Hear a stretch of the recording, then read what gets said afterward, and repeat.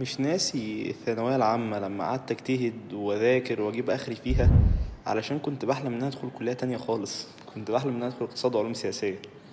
وحتى بعد ما خلصت امتحانات الثانوية العامة كانت والدتي اقترحت عليا اقتراح غريب جدا. قالت لي ما تقدم في اختبار قدرات فنون جميلة. ومش ناسي الرد اللي انا رديته عليها ساعتها. قلت لها ماما انا ادخل حقوق ولا ان ادخل فنون جميلة. يمكن ده شخصي، انا فعليا بحب المواد النظري والجانب النظري من المواد. ولكن قالت لي خش اختبار القدرات وكده، لكن انت مش خسران حاجه، بالاخص ان انا كنت عايز اقتصاد وعلوم سياسيه اساسا. فدخلت اختبار القدرات وعديت فيه، وأديت فيه أداء جميل الحمد لله، يعني اتقبلت. وبعد ما النتيجة طلعت بتاعة التنسيق، جالي فنون جميلة. فأهلي كانوا مبسوطين جدا وقالوا لي استعد ليها، ولكن أنا رديت عليهم برد كان منطقي جدا بالنسبة لي، اللي هو أنا ما بعرفش أرسم. فهم قالوا لي حاجة ما كنتش مدرك قيمتها ساعتها، أو الجملة ما كنتش فاهمها قوي ساعتها. كانوا قالوا لي أحبب ما تعمل حتى تعمل ما تحب. جملة الجملة يعني تبان عابرة وسلسة، ولكنها فعلا مليانة معاني كتير. جملة كبيرة فعليا. بالفعل دخلت الكلية بغض النظر بقى عن قصة اسكندرية أو القاهرة. وبعد ما دخلت الكلية بدأوا الدكاترة والمعيدين أو الأساتذة عامة يبدأوا يعلقوا على مستواي المتدني بشكل واضح، يعني اللي هو مثلا ايه، حاول تشوف فيديوهات، حاول تعمل كذا. في حتى أساتذة عرضوا عليا ان هم تعالى طيب، تعالى مثلا بدري قبل المحاضرة شوية نتكلم مع بعض شوية في حتة مثلا الخطوط، في حتة أنواع الأقلام، في حتة الألوان. ولكن هي الفكرة يا جماعة اللي هو أنا طايق رسم بالعافية، فجأة عايزين نديله القدر ده من الاهتمام اللي هو فيها. يا جماعة ذوقوا اليوم، يعني الحمد لله ان انا برسم في المشاريع اساسا.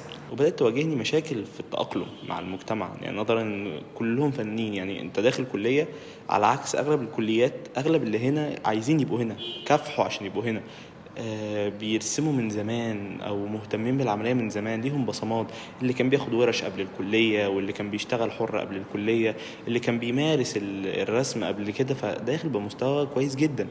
وبالاخص ان انا في دفعتي فيه امثله مضيئه كتير، شباب وبنات ما شاء الله عليهم مستواهم متقدم جدا. بدا بقى يتسلل ليا شعور ان انا زي كده ما تقول امبوستر، دخيل انت مكانك مش هنا. وده يمكن واحد من اسوأ المشاعر اللي ممكن اي حد يمر بيها في اي مجتمع يعني.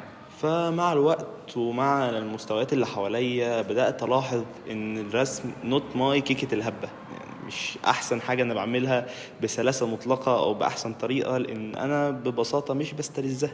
وتشوفني بقى كده يوم محاضرة رسم رايح كأني رايح أصفي طار أو رايح عزا، يعني حاجة في منتهى البؤس.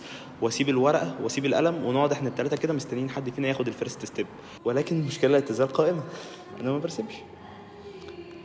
وفضلت منشف دماغي لحد ما جه يوم اتفاجئت فيه. كان اليوم ده كان السنة دي، والسنة دي تقدر تقول هي سنة التغيير. بقالي سنتين مستواي في الرسم ما بيتحسنش، ولكن برغم من كده كونك قاعد في مجتمع كل الناس بترسم، فانت بالطبيعة مستواك هيعلى غصب عنك. ولكن برضو ما كانش اللي هو انا راضي عنه يعني. فاتفاجئ السنة دي بحاجة غريبة جدا. كنت قاعد في محاضرة مادة انا بحبها، بيشرح لنا استاذ انا بحبه في قلب مكان انا بحبه. كنت برسم حاجة انا بحبها بخامة انا بحبها في وسط ناس انا بحبها، وانا بسمع مزيكا انا بحبها.